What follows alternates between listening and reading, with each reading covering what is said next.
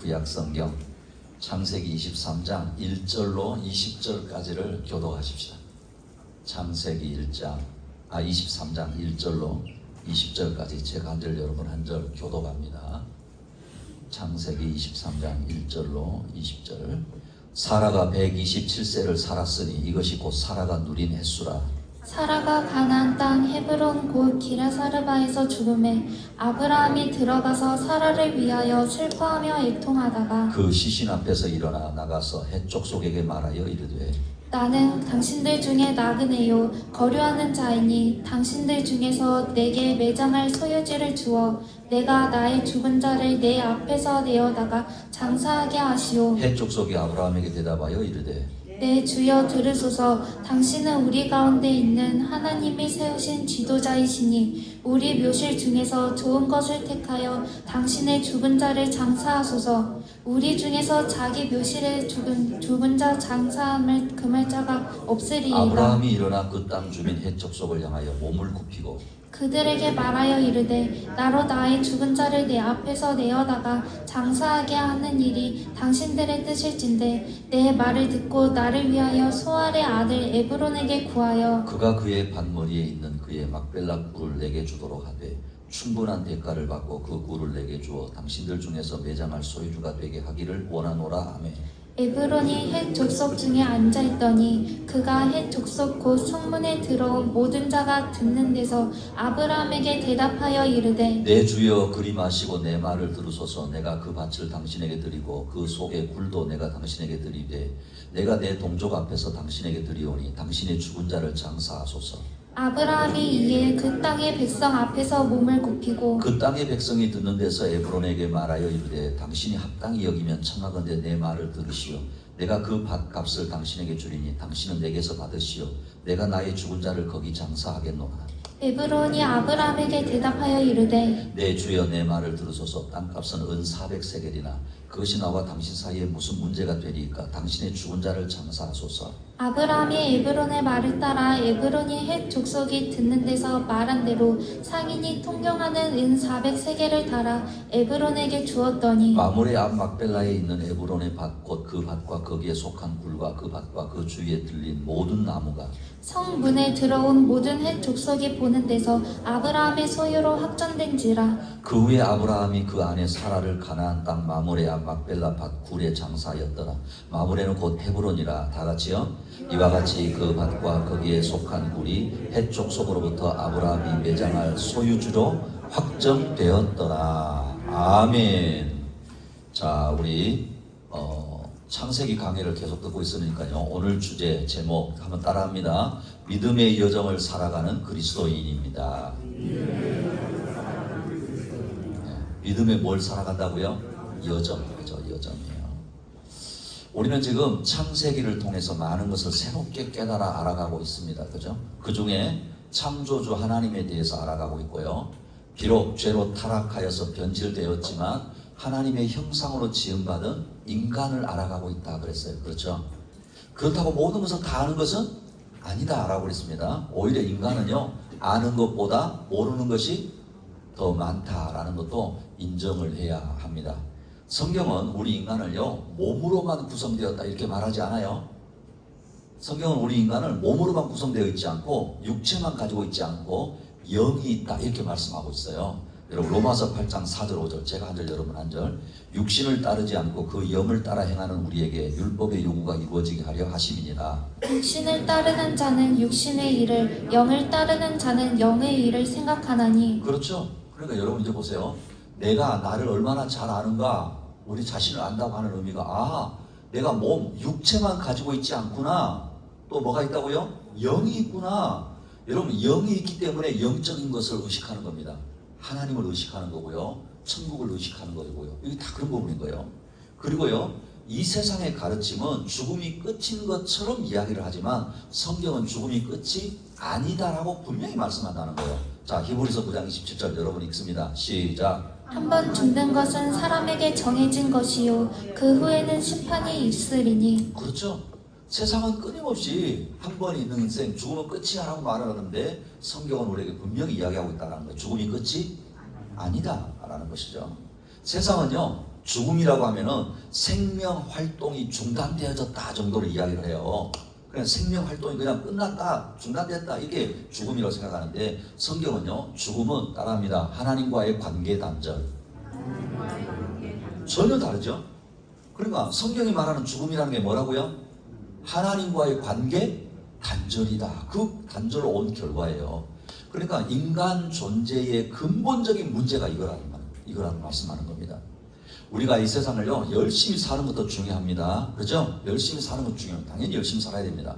그런데 그것보다 더 중요한 문제는 죽음이 끝이 아니고 그 다음에 있다는 것도 알아야 된다는 거예요. 그리스도인이 누군가 하면은요, 그러니까 예수님을 믿고 교회 다닌다라고 하면 그게 무슨 의미냐면 죄의 문제, 죽음의 문제를 해결한 사람입니다. 할렐루야. 다시 말하면 따라합니다. 답을 가진 사람입니다. 멋지지 않아요? 세상은 질문은 많은데 뭐가 없어요? 답이 없단 말이에요. 근데 그리스도인이 누구냐? 예수 믿는 사람이 누구냐? 답을 가지고 사는 사람이다 이 말입니다. 그래서 세상도 담대하게 살아갈 수 있는 것입니다. 성경은 죽음을 죄의 결과로 봅니다. 아담과 하와가 창조주 하나님의 명령을 어겼을 때 그들의 영적인 관계가 깨어졌고 이로 인해서 육체의 죽음이 시작되었다라는 것이죠. 그러니 죽음은 단순한 생물학적 현상이 아니에요. 그러니까 여러분 꼭 기억하셔야 돼요. 하나님과의 분리다라고 하는 영적인 죽음이다 이 말입니다. 그러니까 여러분 과학적으로 자꾸 우리는요, 죽음 이렇게 생각하면은 생명체가 더 이상 기능을 하지 않는 거거든요. 생명체가 더 이상 기능을 하지 못하는 최종 상태를 뭐라고 말해요? 과학적으로는 죽음이다 이렇게 말하는 겁니다. 그래서 모든 생물학적 시스템들, 심장이 멎는 거예요. 뇌가 정지하는 겁니다. 폐 기능이 기능을 못하는 겁니다. 활동이 멈춘다 이 말이에요. 제가 최근에 제일 많이 지금 다니고 있는 곳이 어디예요? 병원이잖아요. 와, 전국에서 어떻게 그렇게 많은 환자들이 오는지. 그 제가 가고 있는 병원만 하더라도 하루에 15,000명이 왔다 갔다 합니다. 대단하지 않아요? 그런데 문제는 뭐예요? 그냥 생물학적 시스템, 내가 간이 안 좋아져서 폐가 안 좋아져서 뭐가 안 좋아서 그것만 작동이 끝나서 그게 죽음이 아니라는 거예요. 그러니까 과학은요, 죽음의 원인과 과정을 규정하지만 죽음의 의미나 그 이후의 삶에 대해서는 설명하지 않는다는 거예요. 하나님을 믿는 우리도요, 죽음에 대한 성경적인 가치관을 가지고 있지 못하면, 여러분 기억하십시오. 비록 우리가 하나님을 믿고 교회를 다닌다고 하더라도 성경적인 죽음에 대한 가치관을 가지고 있지 못하면 죽음은 그냥 단지 뭐예요? 사랑하는 사람과 이별하는 것. 그로 인해서 상실감이 찾아오고 두려움이 내 마음속에 찾아와서 고통스러운 경험을 하는 것 정도로밖에 죽음을 이해하지 못한다라는 거예요. 그러나 성경은요, 하나님의 말씀은 이 죽음의 현실 앞에서 절망만 이야기하고 있지 않다는 거예요. 할렐루야. 여러분, 성경은 죽음을 절망으로만 이야기하지 않습니다. 예수 그리스도의 부활을 통해 죽음을 이길 수 있는 분명한 소망을 우리에게 제시하고 있다라는 것입니다. 그리고 죽음 이후의 세계에 대해서도 분명하게 말씀을 하고 있습니다. 앞에서 제가 계속 말씀드린 것처럼 죽음 이후에 모든 사람은 하나님의 심판을 받게 된다라는 거예요. 여러분, 너무나도 당연한 것 아니에요? 무슨 말이냐면 이 세상의 자연 계시에서도요, 여러분 보시죠. 자연 현상 보세요. 심을 때가 있으면, 그렇죠. 똑똑합니다. 아니, 이 세상을 살아가는 자연적인 현상을 보면서도 뭘 생각하는 거예요? 심을 때가 있으면 거둘 때가 있구나. 기선아, 지금 열심히 공부하고 있거든요. 열심히 공부하면 뭘 해야 돼요, 나중에? 그렇죠. 공부에 대한 결과가 있는 거예요. 너만 이야기하는 거 아니야. 이내도 열심히 지금 시험 공부하고 있어. 그러니까 여러분, 이 세상을 살아가면서 자연적인 삶의 현상 속에서도 시작이 있으면 끝이 있구나. 심을 때가 있으면 거둘 때가 있구나. 공부를 열심히 하면 나중에 열심히 잘했나 안 했나 그걸 결론을 낼 때가 있구나. 알잖아요. 그럼 이런 보십시오. 나를 이 땅에 보내신 창조주 하나님이, 나를 이 땅에 보내신 창조주 하나님이 그냥 한 번 끝내버려 끝 아니라는 거예요. 그분 앞에 가서 심판을 받는데 세상에서 행위와 믿음에 따라 이루어진다는 것입니다. 예수 그리스도를 구주로 믿고 영접한 사람은 생명을 얻게 되어지고 죽음을 통과하여서 하나님 나라에 들어가고 영원한 평화와 기쁨을 누리게 된다는 거예요. 성경은 그곳을 낙원, 천국, 아버지의 집으로 묘사하는 겁니다. 그러나 예수 그리스도를 거부하고 하나님께 순종하지 않는 사람들은 영원한 멸망에 처하게 되는 거예요. 성경은 뭐라고요? 그곳을 지옥, 여러분 놀라운 말씀이 있어요. 둘째 사망. 성경은 분명히 이야기하는 겁니다. 그냥 지옥 이게 아니에요. 둘째 사망으로도 말씀합니다. 하나님과 영원한 분리를 의미하고 있다라는 것입니다. 그러니 여러분 결론적으로 성경이 말하는 죽음은 끝이 아니다. 영원한 삶으로 들어가는 통로다라는 거예요. 우리가 이 땅에서 어떻게 살고 무엇을 믿는지에 따라서 죽음 이후의 운명이 결정된다라고 가르치고 있다는 거예요. 또 다르게 이해를 하면요. 자, 우리 젊은이들이 많이 있으니까 또 다른 방법으로 이해하면요. 죽음과 부활의 차원의 개념으로 이해할 수 있다는 거예요. 차원. 여러분 아시죠? 1차원, 2차원, 3차원, 4차원 이야기하잖아요. 차원의 개념으로 이야기할 수 있다는 거예요. 죽음을 단순히 존재의 소멸로 보지 않고 오히려 현재의 삶, 즉 3차원의 삶이요. 시간과 공간에 묶인 우리 존재, 우리 인간이요. 그 3차원의 세계를 벗어나서 다른 차원의 삶으로 들어가는 과정이 죽음이라는 거예요. 할렐루야. 우리보다 앞서 살았던 많은 신앙의 선배들로부터 우리가 본받아야 하는 것이 바로 이런 믿음인 줄로 믿습니다. 창세기를 통해서 우리가 계속 보고 있는 믿음의 조상 아브라함을 통해서요. 보십시오. 우리는 이 세상을 살아가는 의미와 죽음에 대한 이해를 하는 거예요. 그리고 천국을 소망하며 믿음의 여정을 살아간다는 것이 무엇인지를 우리가 또 배워야 된다는 거예요. 그리고 오늘은 믿음의 여정을 살아가는 그리스도인이에요. 첫 번째 따라합니다. 나그네의 삶입니다. 무슨 삶이라고요? 나그네의 삶이에요. 오늘 창세기 23장에서는요. 믿음의 사람 아브라함의 삶의 한 단면이 이제 나타납니다. 그것은 아브라함의 아내 사라예요. 사라가 127세의 나이로 세상을 떠나는 장면이 나옵니다. 그리고 그 아내를 장사 지내기 위해서 슬픔을 딛고 일어서는 아브라함의 모습을 우리는 보게 됩니다. 자, 1절부터 4절 제가 한 절 여러분 한 절. 사라가 127세를 살았으니 이것이 곧 사라가 누린 횟수라. 사라가 가나안 땅 헤브론 곧 기럇사르바에서 죽음에 아브라함이 들어가서 사라를 위하여 슬퍼하며 애통하다가 그 시신 앞에서 일어나 나가서 해촉 속에 말하여 이르되 나는 당신들 중에 나그네요 거류하는 자이니 당신들 중에서 내게 매장할 소유지를 주어 내가 나의 죽은 자를 내 앞에서 내어다가 장사하게 하시오. 자 보십시오. 하나님의 약속만 믿고 안전한 삶을 뒤로한 채 인생의 절반을 떠돌이로 살았던 아브라함이거든요. 지금 계속 보고 있으니까 낯설지 않죠?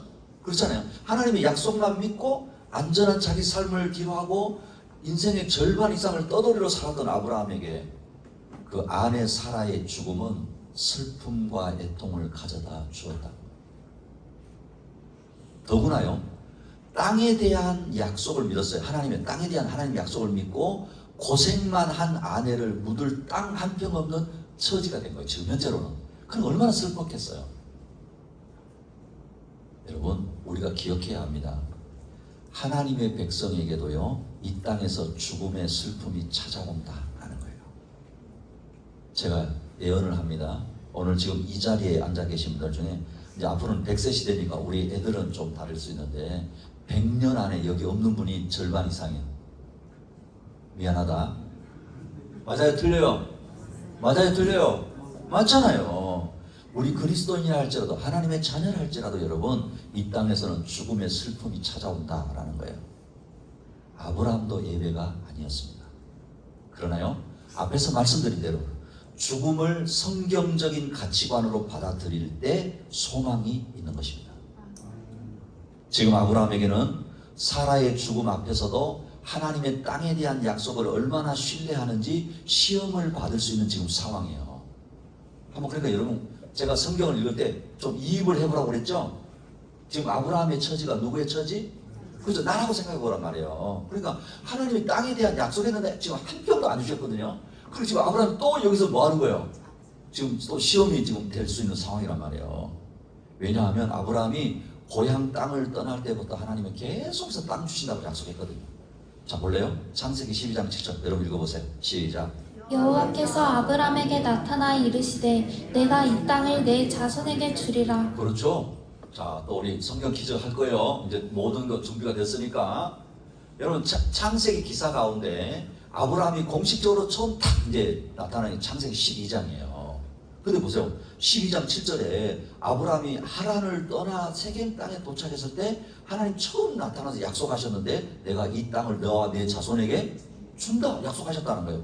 또 볼까요? 자, 13장 14절 15절 제가 읽은 여러분 한 절. 롯이 아브라함을 떠난 후에 여호와께서 아브라함에게 이르시되 너는 눈을 들어 너 있는 곳에서 북쪽과 남쪽 그리고 동쪽과 서쪽을 바라보라. 보이는 땅을 내가 너와 내 자손에게 주리니 영원히 이르리라. 자, 기억나시죠? 조카 롯하고 그죠? 막 재산이 많이 늘어났잖아요. 도저히 함께 있을 수 없었어요. 롯이 먼저 땅을 택해서 갔죠. 그때 하나님 또 나타나셔서 뭐라고요? 내가 이 땅을 영원히 너와 내 자손에게 줄 거야. 또 약속하고 계신다는 거예요. 또 볼까요? 15장 18절 여러분 읽어보세요. 시작. 그날에 여호와께서 아브람과 더불어 언약을 세워 이르시되 내가 이 땅을 애국강에서부터 큰 강 유브라데까지 내 자손에게 주노니. 자, 이제 더 보세요. 아브람과 그 자손에게 가나안 땅을 넘어서 더 넓은 영역을 주시겠다고 구체적인 땅의 경계까지도 지금 제시하시면서 하나님 뭐 하세요? 약속하시더라는 거예요. 더 볼까요? 17장 8절 시작. 내가 너와 내 후손에게 내가 거류하는 이 땅 곧 가나안 온 땅을 주어 영원한 기업이 되게 하고 나는 그들의 하나님이 되리라. 여러분 이게 어떤 줄 아세요? 아브라함이 99세 때 하나님이 이제는 이스마엘 태어나고 난 다음에 할례 언약을 해가라고 그랬잖아요. 그 할례를 언약을 주시면서 다시 한번 또 땅에 대해서 뭘 하고 계세요? 약속하고 계신 내용이란 말이에요. 자, 여러분 잘 봅시다. 하나님이 전능하십니다. 하나님은 신실하십니다. 우리가 믿는다고 그랬죠? 하나님 여러분 약속을 거짓으로 할 수 있으십니까? 할렐루야. 근데 하나님 지금 계속 약속하셨죠? 문제는 이삭이 태어나고 사라가 죽었는데 아직 장사 지낼 자기 땅이 없었기 때문에 아브라함이 땅에 대한 약속에 대해서도 얼마나 하나님을 신뢰하는지 시험받을 수 있는 상황인 거예요. 여러분 같으면 어떠시겠어요? 여러분 같으면 어떠시겠어요? 아마 분명히 그럴 거예요. 울고 불고 하나님 어찌 그럴 수 있습니까? 맞죠? 지금 아브라함도 그럴 수 있는 상황이란 말이에요. 특히 여러분 당시 고대인들은요 죽으면 고향에 묻혀야 한다고 생각하는 일반적이었어요. 그래서 우리도 지금은 요즘 그렇지 않은데 옛날에는 여러분요 조금만 몇십 년 전 올라가면 죽으면 어디로 가고 싶어요? 다 고향 땅에 묻히고 싶어 한 거예요. 그게 사람 마음이거든요. 그런데 아브라함은 아내를 갈대아 우르가 아닌 가나안 땅에 묻었다는 것은요 아브라함이 하나님의 약속을 신뢰했다는 것을 볼 수가 있는 것입니다. 그러면서 그는 이 땅에서는 그 약속의 실현을 아직 보지 못하고 죽지만 하나님이 지으시고 경영하시는 하늘의 도성을 바라보면서 믿음의 순례의 길을 지금 걸었음을 우리는 또한 알 수 있다는 거예요. 어떻게 알 수 있는가? 그가 한 말이에요. 자, 여러분 4절 읽어보실래요? 시작. 나는 당신들 중에 나그네요 거류하는 자이니 당신들 중에서 내게 맹장할 소유지를 주어 내가 나의 죽은 자를 내 앞에서 내어다 장사하게 하시오. 여러분 잘 보십시오. 아브라함이 지금 이제 무슨 말 하느냐면 햇사람들에게 나는 당신들 중에 나그네요 거류하는 자 이렇게 표현하죠. 그렇죠? 그러니까 아브라함이 자기 자신을 정확하게 알고 있는 거예요. 이 고백은 단순히 아브라함이 외국에서 살고 있는 나그네라고 그런 의미가 아니에요. 여기 나그네라는 말은 히브리어로 게르라고 하는 단어인데 타국에서 사는 이방인 이런 의미예요. 그리고 거류하는 자라면 토사부라고 하는 단어인데 임시로 머무르는 자 이런 의미예요. 그러니까 아브라함은 하나님이 이 땅을 그의 후손에게 주시다고 약속하였음에도 불구하고 아직 그 약속이 성취되지 않은 현실 속에서 자신이 이 땅의 영원한 주인이 아닌 것을 명확하게 지금 알고 있다 이 말이에요. 사랑하는 우리 학연교회 식구 여러분, 이 땅의 삶은 나그네의 삶입니다.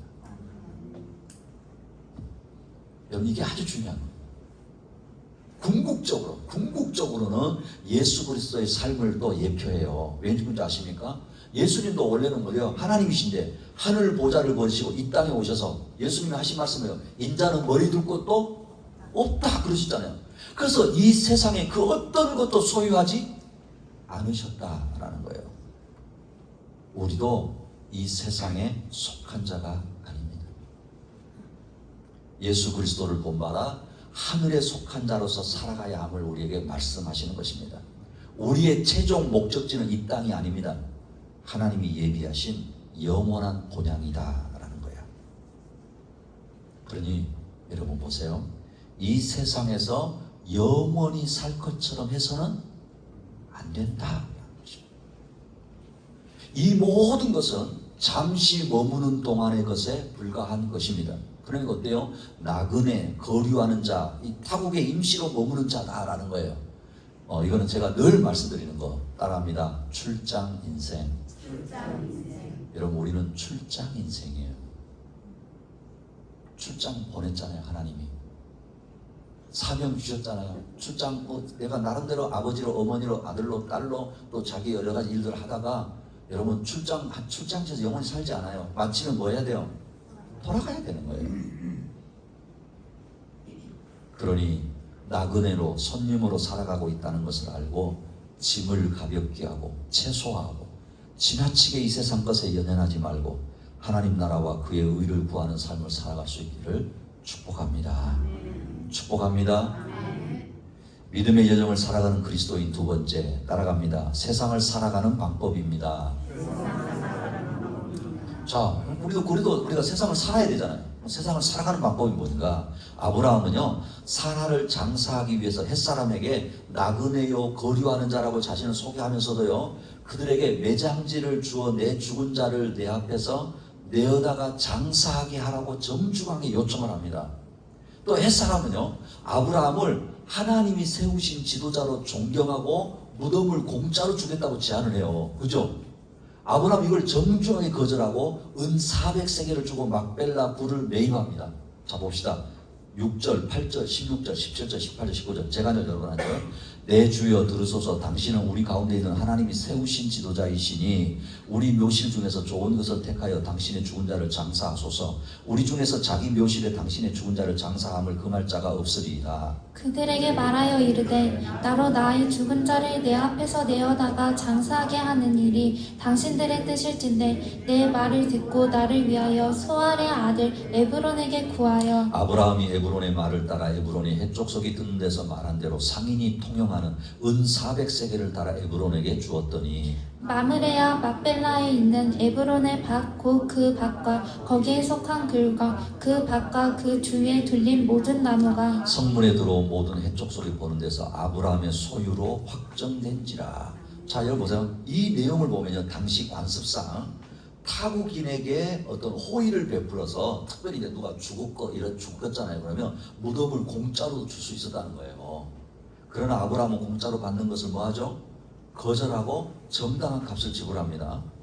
이 은 400세겔은요 당시로 보면 상당한 금액이에요. 이렇게 값을 지불한 것은 아브라함이 그 땅에 대한 소유권을 명확하게 하고자 했다는 것을 볼 수가 있어요. 또 한 부분은요, 우리 그리스도인이 세상을 살아가면서 어떻게 살아야 하는지를 보여준다는 거예요. 공짜 좋아하세요? 따라합니다. 공짜는 없습니다. 공짜 없어요. 그렇죠? 그럼 여러분 어떨까요? 우리 그리스도인은 특별히 부정한 방법이나 편법을 사용하지 않아야 되는 거예요. 정직하고 대가를 지불하는 삶을 살아야 된다는 거예요. 그래서 믿음으로 살아가는 그리스도인은 여러분 세상 속에 우리가 보여줘야 될 게 두 가지가 있어요. 하나는 뭐냐? 따라합니다. 정당성, 거룩함. 할렐루야. 기억합시다. 그리스도인이 내가 하나님의 자녀고 이 세상을 살지만 영원한 천국을 소망하고 사는 우리라고 한다면 세상을 향해서 우리가 보여줘야 될 게 뭐냐면 정당한 방법으로 사는 거예요. 그거 보여주는 한 가지. 그 다음에 거룩하게 구별되게 사는 겁니다. 안타까운 것은 하나님의 백성이라고 하면서도요, 교회 다닌다고 하면서도 세상 사람보다 못한 부정과 불의를 하고 용납하고 자신도 그렇게 사는 거예요. 저도 이제 목회를 오래 했거든요. 오래 했는데 몇 사람 생각합니다. 몇 사람. 그 중에 한 어떤 집사님이에요. 집사님, 교회 다니는 집사님, 건축업을 하고 막 사업을 한다는 분이에요. 근데 이분은 항상 다른 사람들의 돈을 빌려서요. 그리고 심지어는 다른 사람들을 신용불량자로 만들어요. 근데 자신은요, 큰 저택에서 외제 승용차 몰고 다녀요. 여러분 어때요? 어때요? 와, 저는요 정말 안타까웠어요. 정말 안타까워요. 부끄러움이 없는 겁니다. 심지어는 하나님의 자녀일까? 의심스러운 거예요. 아브라함이 막벨라 굴을 돈 주고 산 것은요, 구속사에서도 중요한 의미가 있어요. 이 굴은 훗날 여러분 사라뿐만 아니에요. 이삭, 리브가, 야곱, 레아 등이 함께 묻히는 가족 묘지예요. 아브라함이 그냥 산 거 아니에요. 오늘 이 작은 땅 한 조각은 하나님께서 약속하신 땅에 대한 첫 소유권을 아브라함이 획득하는 상징적인 사건이란 말이에요. 이 말은 장차 예수 그리스도를 통해서 온 땅의 주인이 되실 구속의 역사가 이미 시작되었다는 것을 우리에게 보여주는 겁니다. 우리가 예수 그리스도를 믿음으로 말미암아 영원한 하나님의 나라를 소유하게 될 것을 확증하는 것이 된다 이 말이에요. 그래 마치 무슨 말이냐면 아브라함이 이 땅 전체 주신다고 그랬잖아요. 근데 이 작은 땅 한 땅을 아브라함이 값을 지불하면서 자기 것으로 삼잖아요. 그건 그냥 아니라는 거예요. 이 전부에 대한 뭐예요? 하나의 예표예요. 사랑하는 우리 하객교회 식구 여러분, 저와 여러분에게도 이런 은혜가 있기를 축복합니다. 내가 하객교회 발 한 짝 들렸으니까가 아니에요. 아 맞다, 내가 주님 앞에 설 때까지 이제는 하객교회는 하나님께서 나의 고향과 같은 그런 예배당으로 교회를 주신 것이지, 그런 은혜가 있기를 축복합니다. 자 보십시오. 하나님의 백성, 하나님의 자녀는 이 세상을 살아가지만 세상의 방식이 아닌 하나님의 방식으로 살아야 된다는 거예요. 정직하고 성실하게 대가를 치르고 사는 겁니다. 그곳에 하나님의 은혜가 있는 것입니다. 저는 감사한 것은요, 따라합니다. 이제 하경교회는 개척교회가 아닙니다. 자, 오늘부로 제가 선언합니다. 어디 가서 이런 걸 안 해도 됩니다. 아셨죠? 하경교회는 개척교회가 아니에요. 이제 목회자들 사이에 개척교회에 중요한 이게 있어요. 이런 교회는 개척교회 그런 게 있단 말이에요. 첫째가 뭔지 아세요? 재정적으로 자립 안 돼서 다른 교회나 다른 사람들로부터 도움을 받는 거예요. 우리 교회는 그러지 않아도 됩니다. 할렐루야! 얼마나 감사해요. 맞지요? 근데 이게 하나님께 저희 주신 은혜예요. 제가 시골 교회를 목회했거든요. 시골 교회를 목회할 때도 제 마음에 하나님이 시골 교회 하면 여러분 딱 생각나는 뭐예요? 도시교회로부터 뭐 받는 거예요? 뭐 받는 거잖아요. 근데 그 작은 시골 교회였는데도 하나님이 전혀 도움받지 않게 하셨어요. 우리 하경교회도 그렇게 하고 계십니다. 우리 볼 수 있잖아요. 그럼 우리가 하나님의 방법으로 세상을 살지만은 하나님의 방법으로 살아서 되는 것을 보여주는 그리스도인들이시기를 축복합니다. 믿음의 여정을 살아가는 그리스도인 세 번째 따라갑니다. 영원한 안식처가 있습니다. 자, 옆에 있는 분에게 한번 가르쳐 주세요. 시작. 자 보세요. 이렇게 해서 아브라함은 그의 아내 사라를 막벨라 굴에 장사합니다. 이 굴은 단순한 무덤이 아닙니다. 하나님께서 약속하신 땅의 보증이 됐다는 거예요. 하나님, 나와 내 후손들에게 이 땅 주시는 건 내가 믿습니다. 그래서 내가 이 작은 굴이지만 여기서부터 하나님이 시작합니다. 그 고백을 하고 있는 겁니다. 아브라함은 잠시 거하던 세상의 땅이 아닌 하나님이 주신 약속의 땅에 사랑하는 아내를 묻음으로써 그의 믿음의 여정이 이 땅의 삶으로 끝나는 것이 아닌 것을 보여주고 있는 것입니다. 사실 여러분, 아브라함이요, 밭을 거저 주겠다는 이들에게 당시 시세로 400세를 줬다고 그랬죠. 여러분, 이게 그냥 준 게 아니에요. 사실은 터무니없이 비싼 거예요. 그 세상 사람들 그래요. 마치 공짜로 주는 것처럼 말을 하는데 사실 자기가 받을 거 다 지금 받고 있는 거예요. 그런데 여러분 어떻습니까? 아브라함은 아무 말 하지 않고 그 돈을 다 주죠.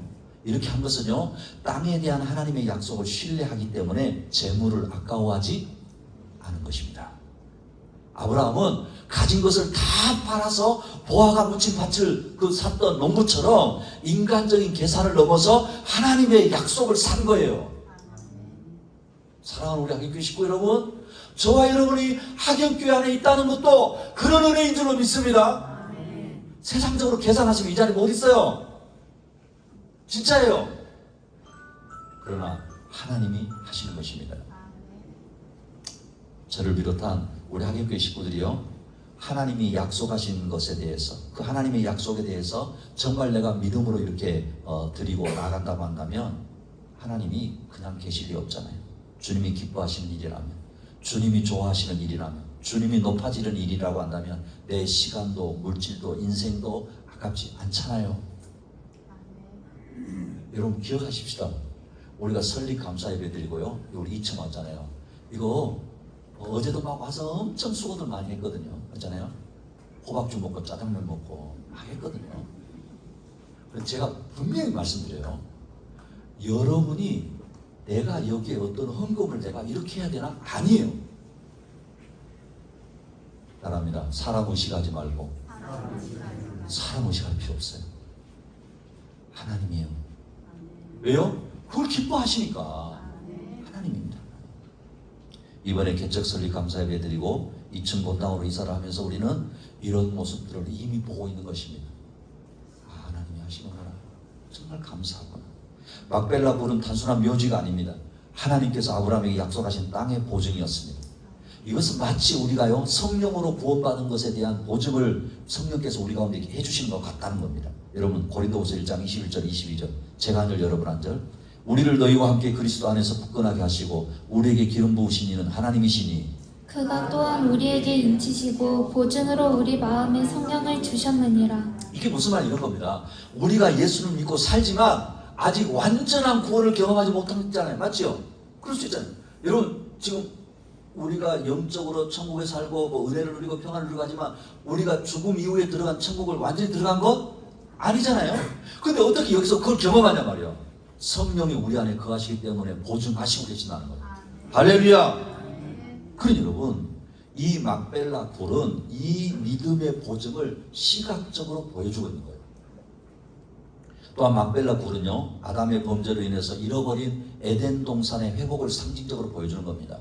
아담의 불순종으로 말미암아 땅은 저주를 받고 가시와 은거키를 내고 사람은 결국 흙이고 돌아간다고 말씀했잖아요. 근데 아브라함이 믿음으로 산 이 막벨라 굴은 약속의 땅, 장차 예수 그리스도를 통해 회복될 새하늘과 새 땅을 예표하고 있다라는 거예요.